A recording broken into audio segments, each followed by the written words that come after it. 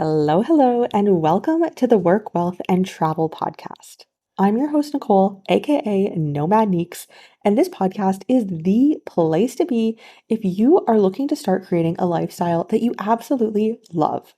From business, travel, entrepreneurship, and of course, money, we chat all things digital nomad, lifestyle, and finance on this show.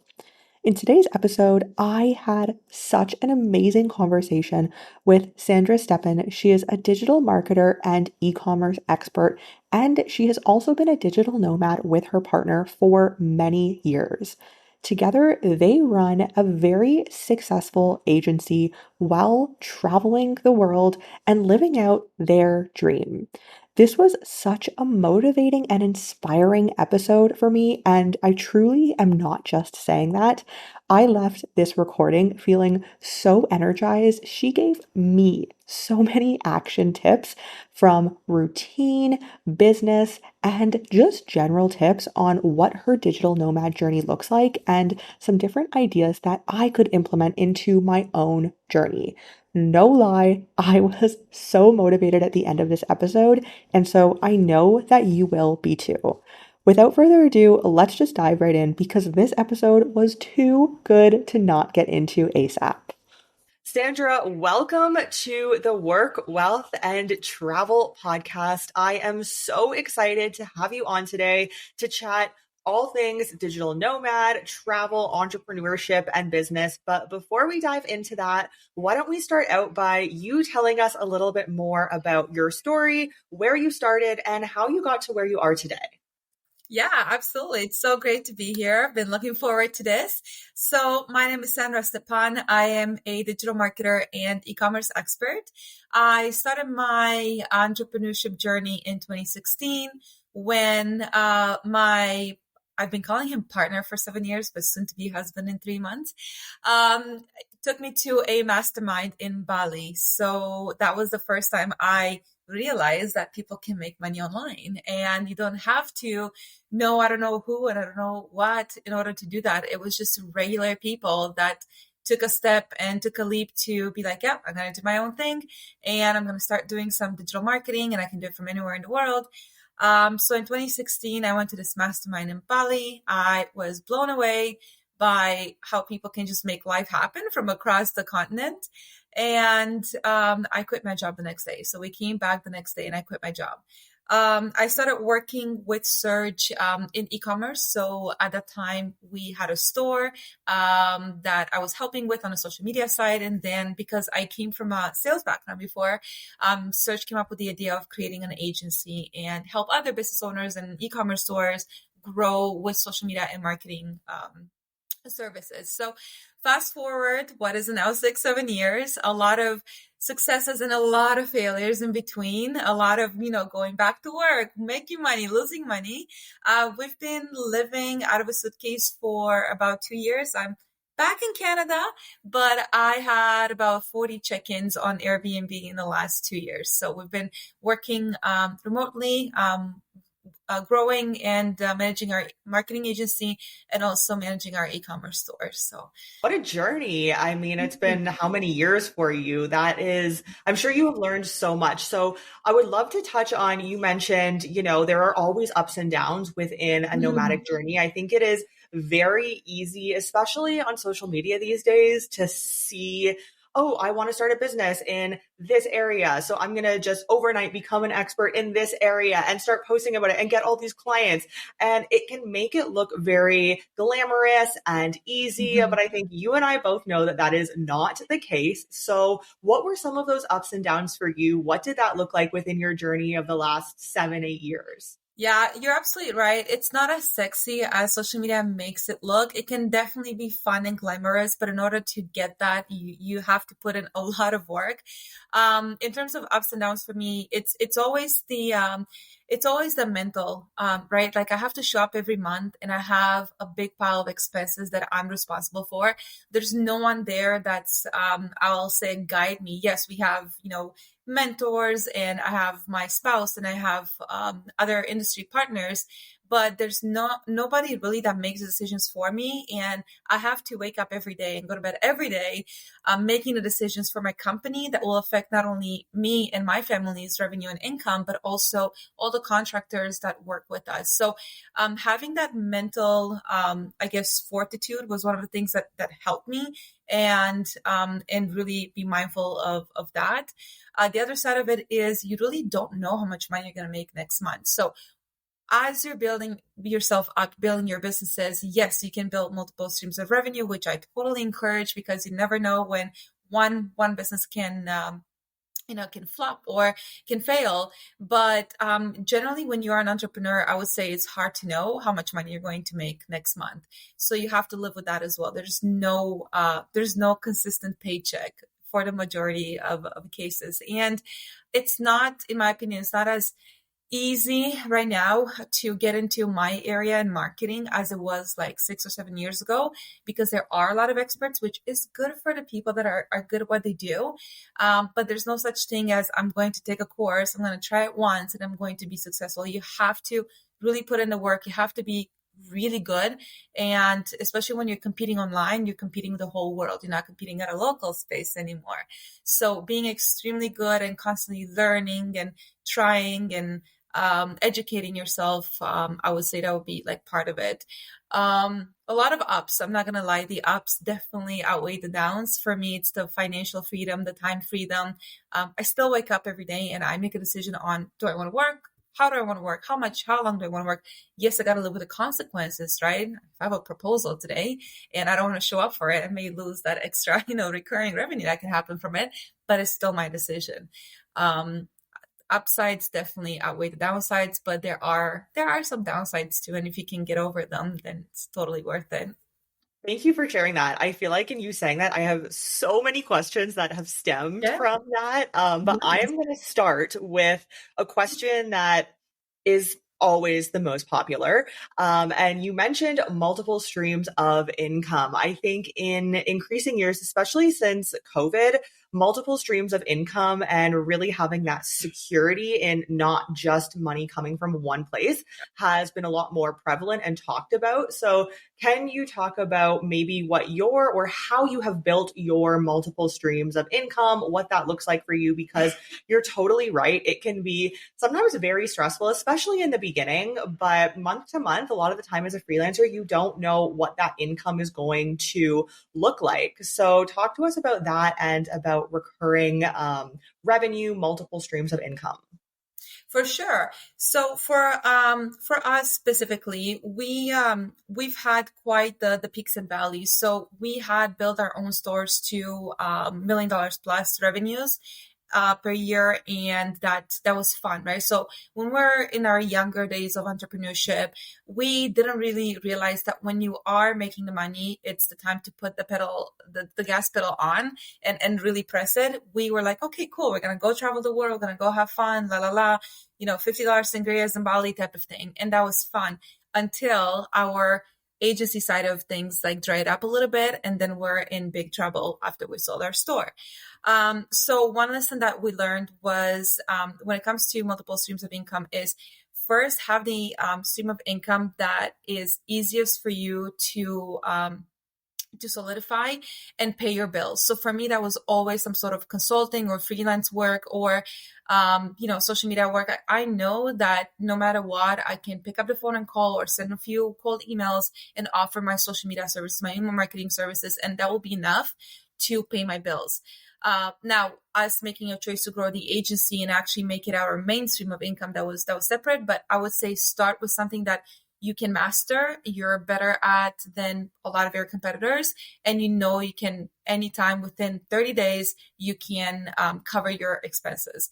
And then from there, the lesson that I personally learned was when things are going good, that's the time to keep pushing and save the money, invest them in other businesses or invest them in portfolios, financial portfolios, whatever's your jam.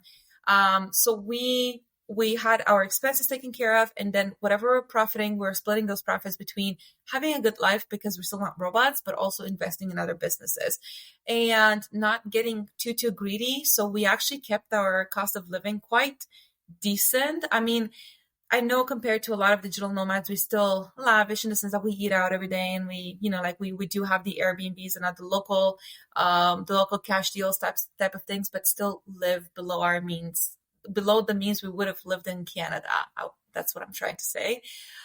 So split the profits between investing them in more businesses, be comfortable with losing money, be comfortable with failing. And then when something starts clicking again, just kind of rinse and repeat the first process. So build it up, master it. And after you've mastered it, then move on to the next one. That's what worked for us. I found that when we tried to do too many things at once, it was tough because we didn't know where to divide our attention, but master one thing and then master another one, split the profits, and then reinvest, helped us. So for us currently, we run a marketing agency. We have 2 e-commerce stores, and we're working on a couple other businesses, one being a local lead gen business and another one being a blog and some other exciting stuff that I can't wait to tell you in our next podcast episode. So Cool. Wow, that's so exciting. So much on the go. That is really amazing. And I love hearing it. Sounds like you and your partner both are very determined. And I Mhm. love that you say master one thing first and then move on to the next. And that is totally what I live by as well. I think it's very easy to get I can't think of the word right now, but I know there's a word when you kind of like move around to many different things. And when you're Like the multi, shiny object syndrome, I think that's yes, what they call it. Yeah, yes. okay. So to interrupt, but yes, I think that's yeah. Shiny object syndrome. Exactly. Yeah, I think that is so easy to get, especially when you're working in the online space, because you just go to another website and learn something new. And it's like, oh, I want to do this. I want to do that. And exactly. I focus on really 2 things mainly and growing those 2 things. And I always encourage any other nomads I talk to, not in like a consulting capacity, but more so just in a conversational, like don't focus your attention on every little thing that looks interesting because then Exactly. you will grow absolutely nothing. Exactly. And I've felt that on my own skin. So yeah, I totally agree with that. Yeah. So, in you saying that, I wanted to touch very, very quickly. You mentioned investments, which finance and personal finance is something that I love chatting about, especially on this show as Nomad. So, when you do have, that additional at the end of the month, cash or chunk of change, what do you typically invest that in? Does that look like investing in businesses, investing in yourselves, investing in stocks, crypto? Where does that money go for the you and your spouse, almost spouse, as a team together? Yeah, for us, actually, the first priority has always been growing more businesses because we like to push ourselves and we like to push the boundaries and see how far can we go, right? If we can make $1,000 as entrepreneurs a month, then can we try for 10,000? Can we try for 100,000 type of thing? And then what's after that? Can it be 1 million? Maybe we'll try. So for us has always been investing in other businesses just because that's also helped us grow as well. So the more we invest in new businesses, the more we learn, the more we fail, the more we can the more we master for other projects. That would be the first one. Second one, in ourselves. So we are the people that will buy the free range, like chicken and eggs, and we are going to spend money on personal trainers, anything that can remove distractions in our lives and only keep our activities to the goals that we want to achieve. Will have money from my wallet. So that includes I am going to go to the fancy gym because it also has a sauna and steam room and spa. And I really feel like, like I feel like I'm in a good environment to meet business people and to have business conversations with Serge, for instance, where people are not like giving me like weird looks. Not that people will give you weird looks, but like at a gym, you don't do that, but like at a spa, you kind of do that. You know what I mean? That and comfort. To me, again, comfort is also an investment in myself because if I have a sea view in an Airbnb, I definitely work a lot better than if I didn't have a sea view. And also spending the money on a nice place will force me to really level up and make more money to afford even better places. So first businesses, ourselves, and Serge has been playing around with crypto. I have never touched crypto in my life, so I'm sorry, I'm not the right person to have this conversation with you, but I know that he's been playing around with crypto and investing in crypto. And for us, the next thing on the horizon would be properties because we're used to owning and managing digital properties, but physical properties are something kind of new to us. So we're we're playing around, toying with the idea of going that route as well. I love that you say you invest in yourself. And I think that can oftentimes be very overlooked. Investing in something that is going to make you more productive. Maybe that's that Yeah, CV, whatever. It looks different for every person, but I think that's very exactly. important, which can very often be overlooked. That's the beauty of being nomads is that you can have a sea view from any ocean you want in the world. Like, why not take advantage of that, especially if it makes you a more productive business owner? I agree. I agree. And you know what? A sea view, Airbnb in like Montenegro or Croatia or Albania or Greece can actually be a lot cheaper than a city view in Toronto. I know from personal experience. Yeah, yeah. Thank you for sharing that. I think that that is a misconception as well. Western countries, and like you said before we were filming, it's snowing right now. I would much rather take a less expensive sea view in Montenegro than a Toronto view or, a smaller town view in Canada where it's snowing. So Oh, you really I do have know that. it's snowing. It's beautiful, but it's March. Yeah, yeah. I'm from Canada too. I completely understand. So I would love to chat about you and your partner together over the years have grown and scaled your businesses to seven figures. So what does Mhm. that look like? And what was the journey that you two went on from really starting at the beginning to now having very, very successful, multiple successful businesses? What did that journey and scaling look like for you? Yeah.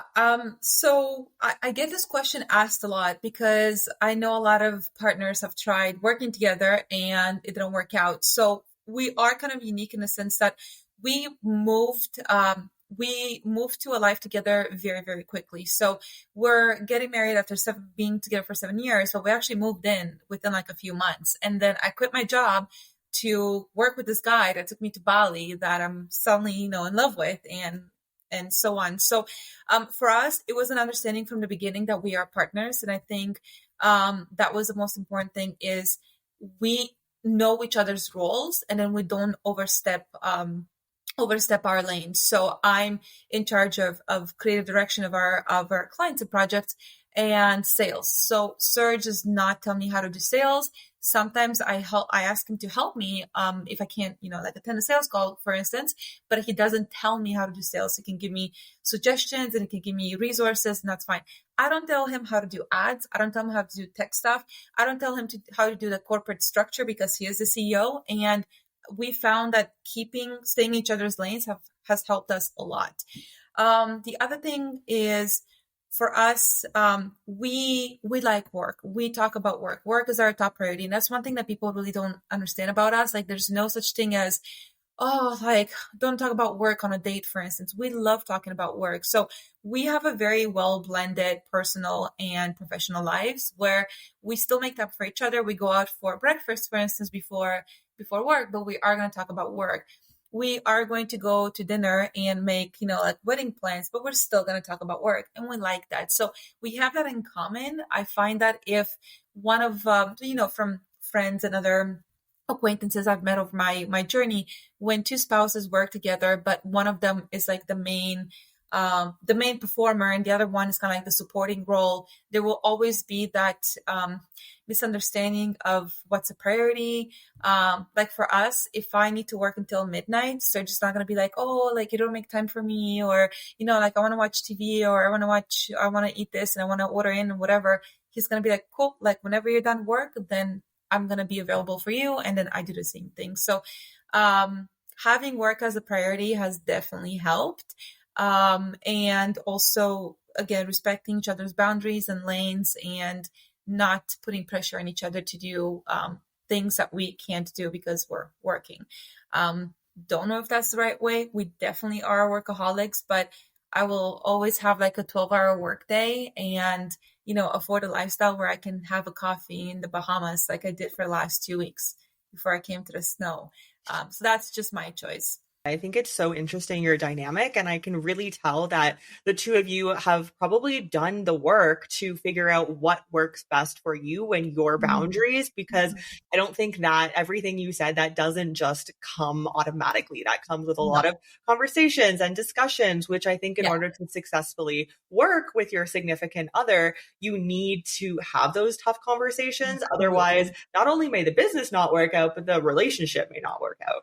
I completely agree. I completely agree. So for us, it was also reevaluating our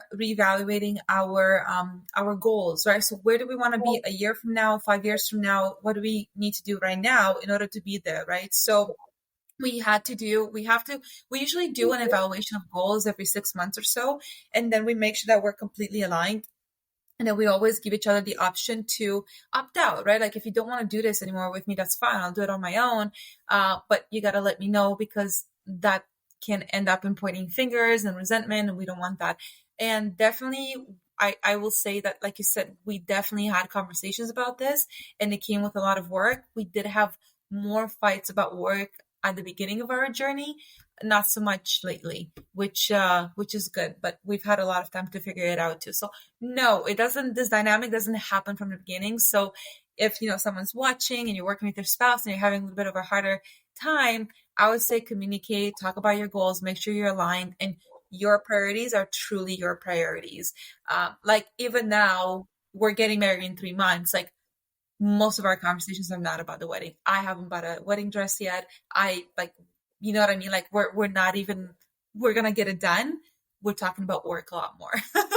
Yeah, that's so awesome. My partner and I are exactly the same. And I like that you mentioned, you go out on dates and you talk about other things, but work is also always a component of that. Like me, myself, I love working because I work for myself and I enjoy what I do. And I like talking about business and I like talking about growing and growth. And I think it's very important to find a partner who is on the same page as you. I'm sure there's relationships that make it work where like one has their own business and one is working a 9 to 5, but I don't really have experience in that or know much about that because I find this dynamic, like I could not imagine, and I'm sure you as well, being with somebody who works a 9 to 5 when all I want to Yeah. talk about is new tech and systems and growing my own business and scaling and my clients and, the hard days, because sometimes they Yes, don't understand that if they don't work for themselves. exactly. No, I totally agree. And it's amazing that you do the same thing. And for me, it's like, how cool is it to have a dinner conversation over steak and wine, and you're making all these plans and talking about these new clients? How are you doing this proposal? How are you helping this client? And then we're kind of closing off and packaging up that moment with that toast of wine and steak and dessert and so on. So we're creating core memories of having a good life, but also what kind of work it takes to get to that good life. And I wouldn't change it, honestly. Totally okay once in a while to, let loose, go to parties and whatever. But I always come back to like what I do. Like it's such a big part of me. And yeah, I'm lucky that I found someone that's the same as me, because it would be very frustrating and sad if I didn't. I think that is a very important piece of being a nomad, especially if you want to be a nomad with your significant other. Mhm. So, yeah, so thank you for sharing that. So, I would love to chat about how you were able to grow your business working fully remote in the last 2 years and what that looked like from the business side, but also from discipline, habits, mindset. I'm sure a lot of that had to go into getting you to where you are today in your business. So, what did that look like? Absolutely. So when I say I work remotely, I actually mean it. We had one suitcase each and definitely had a big oversized carry-on, but and yeah, and our backpacks. So it was fully remote. We found that for us, discipline was one of the biggest things for us. So first of all, when we travel, we don't vacation, and that's one item that we had to tell everybody that came to see us or that want to take a trip with us. So we're not vacationing. It's totally cool if you are, because I understand you have 2 week vacation and that's all you have, or that's all you have for now. Go to the beach, drink every day, not a problem at all. For us, we're just traveling from different locations, or sorry, we're just working from different locations, and we're living our normal life. So extreme discipline. Food, we try to have, actually, we go through periods of time where we have the same thing for lunch. Like my team was making so much fun of me when I was in Serbia. I had chicken literally every day for lunch because we found this like great place that delivers fast. And then right before our team meeting, we would order our chicken. It was just a plain chicken breast with barbecue sauce. And that's all we had for like a month, like just like for lunch. And then dinner was a little bit different. So extreme discipline when it comes to food, that also alleviates that decision fatigue, right? You don't have to think about food all the time. Discipline when it comes to schedule. So even though we were across the world, so we've lived in Asia 13 hours ahead of Eastern Standard Time. We've lived in Europe 6, 7 hours ahead of Eastern Standard Time. But my business is done in the United States and Canada. So I still work that 8 to 5. I was still available to reply to emails until 5 p.m., like I promised my clients on the contract that we signed when they started working with us. So no matter where I'm in the world, I'm still going to have the schedule and discipline with working out. So we didn't want to have the excuse of like, oh, we're at the sea now, we're gonna swim more. It doesn't work out like that. You have to have that strict schedule. That helped us. And like I said, traveling, not vacationing. Staying in a place for longer rather than like a few days helped us. So we have more time to visit instead of, being in a place for like 3 days or a weekend and you want to pack everything in, you want to visit this. We stayed in one location, one city for like a month or 6 weeks or so. But yeah, if you want to do it remotely, like just have a schedule, have the discipline. It's so easy to get distracted. Like I wanted to be I love the Adriatic coast in Croatia and Montenegro and white wine and seafood. I could do that every day, all day. But at 3 p.m. I had to be at work because it's 9 a.m. in Canada, right? So that it's not vacationing, it's traveling. You still have to work, keep a schedule, and be extremely disciplined. There is a lot of freedom and discipline. That's what I think. I love what you're saying because I mirror so many of your viewpoints, but I think it Mhm. is so important to differentiate between vacation and actually just traveling and working and Yeah, running a business. They are two very different things. And, it's funny because I've had friends back home in Canada who want a similar lifestyle to what you and I do, that digital nomad life. And they always come back to me and say, I just can't do that because it feels like a mhm. holiday and I don't want to do work when I'm on holiday. And I'm like, that's Exactly. totally okay. But maybe then Yeah, this lifestyle is not for you because you really have to be determined and yeah, have a goal in mind, want to succeed towards that exactly. goal in order to live this lifestyle. Otherwise, you can get so caught up and you can spend, even if you're in like a Colombia or a Montenegro, you can spend all of your money on this lavish vacation for a month or Totally. two, and then that's it. I completely agree. It's not for everybody. And we don't we take one day off a week, which is Saturday. And we work on Sundays because I don't like to start my Mondays, not knowing what I'm doing this week. So I like to prepare. But we don't take vacations. We actually only took days off during Christmas and New Year's. And we're going to take our honeymoon off. And that's it. Like we took a 10-day meditation retreat each in the last few years. But we don't feel the need to have a vacation because I'm building a lifestyle that doesn't need a vacation. It's so funny. So I know I'm doing a little bit, but it's so funny because we're like, okay, where do we want to go on our honeymoon? Well, we want to do Europe because we're going to be in Europe anyway for the rest of the year. And we're like, okay, so we want to do a new location, but what do we want to do? Well, we want to be in a city or a town by a port, by water. It's Europe. I just want to drink coffee and have wine and have good food and music and it's culture. So just like, so literally what we've been doing for the last 2 years. I'm like, yeah, literally what we've been doing for the last 2 years. So, we've built a lifestyle that doesn't need a vacation. We don't need escaping from, do I have hard days? Absolutely. I have a lot of hard days, but I don't need a vacation from those hard days. I just need to rest a little bit. So we actually don't take days off. We just have an integrated lifestyle where we travel, we experience the local culture, the music, the food, and everything a new country has to offer, but we also work while we're at it. And I feel like it's a really good combination. It gives us a really good flow. Oh, like amazing. I love it. I think everyone listening, if they don't already have this lifestyle, they're like, okay, this is a lifestyle I need to build for myself. But again, goes back to what we were talking about at the beginning. It takes work. It took me, Yeah, I think, the first year and a half to even figure out what I wanted to offer and what niche I wanted to be in. It takes exactly. time, but you just really have to give yourself grace and be patient with it. So, one thing you Totally. talked about in that I really liked was the decision fatigue, giving me very Mhm. Mark Zuckerberg vibes, which I love. And your chicken breast example was great. So I'm curious how you handle that while traveling, because I find myself, it can be very difficult to book the next destination, book the next Mhm. hotel, and then not even just book the next hotel, but search for the next hotel. And that Yeah. alone can take an hour between all the platforms and Airbnb and where you want to stay and what area of the city you want to be in, and then flights, and then the best option for flights, and then do we want to lay Mhm. over here? And it can be a lot. And so Yeah. balancing that with a business and running a business while also, of course, traveling and seeing this new city and country, how does that balance look like for you without getting too much decision fatigue within that? Yeah, we actually do a lot of things very mechanically. So we decided last year that we are going to be in one location for 4 weeks, from Saturday until Saturday, or 6 weeks. So that took care of the traveling schedule. Last year specifically, we had a lot of work to do, so we kind of went back to the locations that we knew and even the areas that we knew. We also had parameters for what we wanted to do. So we look at our top priorities. What do we want to do when we go to the city, for instance? If we go to Zagreb or Belgrade, which are two cities we'll always go back to, we want to get fit, get healthy, be close to downtown.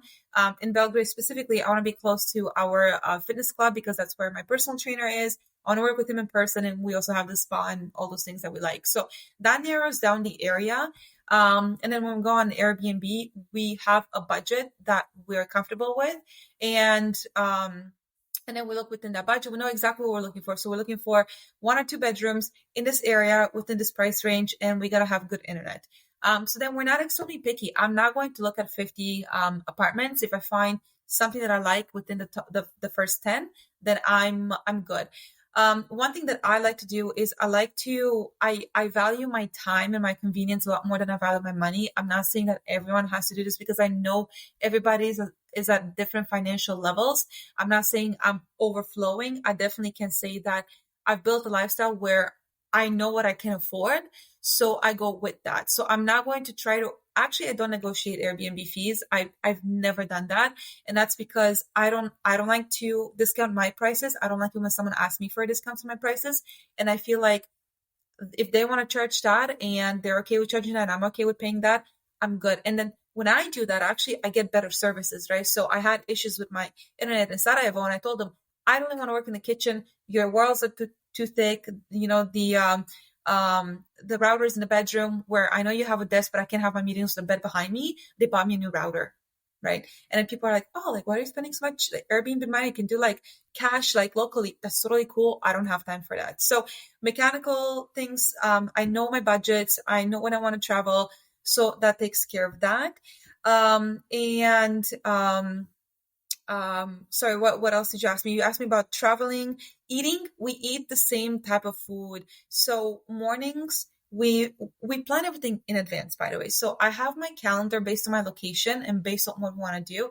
I have a plan in advance. So if we are at the coast in July, I know I want to have 1 day a week when I want to go to the beach. So I'm not gonna schedule meetings that day. I'm just going to have more of a freestyle day. We plan our schedule in advance, and then we have the same schedule. So doing a little bit of deep work in the morning, then we take a 4 hour break, we go to the gym, shower, whatever, eat, spend time together, and then we work. And then we cook eggs for breakfast. We're going to order lunch from this place, and then for dinner we want to go out for dinner so we can kind of like regroup. I literally just own like white, gray, or black t-shirts or tank tops. I own just like 2 pairs of track pants, and I wear 2 pairs of leggings and one outdoor sneaker and one indoor sneaker. So I don't make like clothing choices. I just wear the same plain black. I've been wearing the same mascara for probably the last 10 years and the same foundation brand for the last like same thing like 10 years. Like there's no need to change. Like I have the same type of lipsticks and it can be boring to some people. To me, it's extremely freeing. It's freeing that I know what I own, how many items I own. And again, I don't have to spend like an hour at Sephora anymore. I know when I'm in an airport duty free, I have my list. I know what I'm going to buy. So long answer and story there. But in short, I do things very mechanically, and I don't like to make a lot of decisions.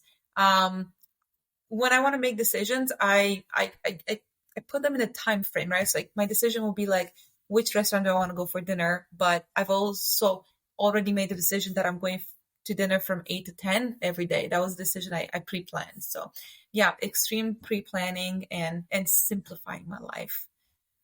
I love that. That could be like a motivational speech in itself. I love that. Myself living out of a suitcase as well and being such a minimalist. I am like here for everything you said. Look at the two colors I'm wearing, black, white. You have white. Like I totally agree with everything you just said. And it really does free up your life and your time and allows you to make decisions that are actually important within your business Exactly. so much easier. And I love you have really simplified like the meals and everything. I love it. I'm going to think about this after the episode because I love just having everything down to a simple system that you know works for you.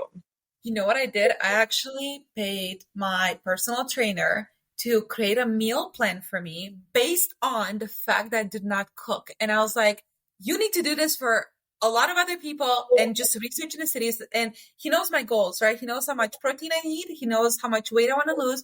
He knows my goals. So he said, okay, cool. So you don't cook at all? I'm like, nada. I'm like, at most, maybe put an omelet here and there on the schedule because I can make that at home.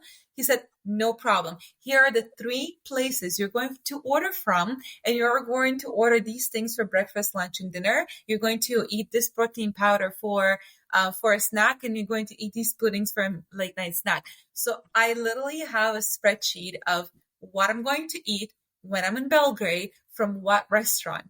And that to me was like some of the best money I've ever spent. And I told him, you gotta do this for other people because I know there's other people like me as well. That is genius. That is so Yeah. brilliant. I love that you thought of that because I Mhm. also don't cook. I personally, Yeah. I think you definitely agree with me. I think cooking in my mind is a waste of time in buying the groceries, in prepping, in cooking, and then doing the dishes. I could get Yeah. so much more done if I just ordered Yeah. food, but there's a lot of unhealthy food on these apps. So if he can just systemize it and be like, you know what, this, these are your Yeah. options, that Exactly. is amazing. I love it. You're a genius. Oh, I like that. It's been working for me. Yeah, totally. So, okay, so to wrap up the podcast episode, one last question I like to ask is what is one thing that you know now that you wish you had have known at the beginning of your journey?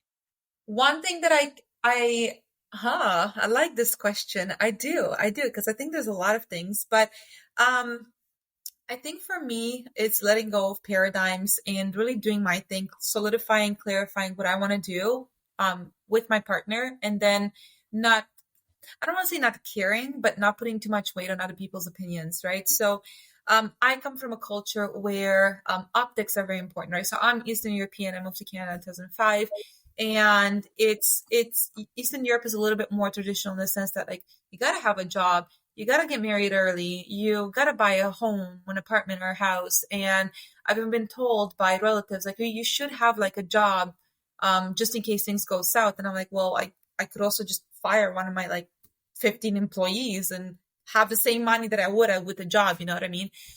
So really letting go of these paradigms. And also I've noticed that sometimes people, as Serge and I have been changing and growing, they're not necessarily comfortable with us doing that. And I hear a lot like, what happened to you? Like, you used to have 50 pairs of shoes. Yeah, I still got my Louboutin somewhere packed in the closet. I still love luxury. I'm just not putting a ton of priority on buying new luxury goods because I would rather spend my money traveling. So letting go of these paradigms and what you think you have to do because you have pressure either from family or friends, acquaintances, or even at work. Like I was told by a previous boss that I should just give up my dream of having my own business because I'm barely worth the salary he's paying me. And that was kind of funny. That was very motivating. So letting go of all those like mental, like all those mindsets and mental barriers that keep you from doing what you want to do. For us, for the last 2 years, selfishly, Serge and I have been doing what we wanted to do. And we were gone for 2 years. I didn't see my brother in 2 years. I didn't see my cat in 2 years and some of my friends. But I gave my parents the option to come see us. And I said, you know what, you just make your way here. We'll find a place for you to rent and so on. And we'll take care of everything else. And it's worked for us. And I'm happier now with myself. I'm happier now with my relationship, and I can be such a better friend and an acquaintance and help to everyone around me. So I think when I first started, I still had a lot of old mindsets about what I'm supposed to do and how it looks like, right? Like how it looks like when you fail. Oh, that looks so bad. People are going to think you're like bad at business. Now I love talking about my failures because like people better than me, smarter than me, more accomplished than me have failed like 10 times more than I have, right? So when someone tells me about how much they've failed, it really tells me how much they've learned and how much they've grown. So let go of all that mindset of what you're supposed to do and just freaking do it, man. Just like figure out what you want to do and do it. Wow. Oh my gosh. I love literally everything you've said. I love it on this episode. What a powerful episode. You're such a powerhouse. I love Yeah, talking to you. thank you. So, where can people find you online? Yeah, I'm very active on LinkedIn. So if you search for Sandra Stepan on LinkedIn, I try to post daily, a lot of business stuff. Instagram will be Sandra Stepan. I post more mindset and travel items. And if you want to check out my website, it's snapadvantage.com. You've just listened to the Work, Wealth, and Travel podcast. If anything from this episode stuck out to you, I would really appreciate if you share the episode on your socials or share it with a friend. And of course, be sure to tag me. As always, thank you for joining me on this learning journey, and I will see you in next week's episode.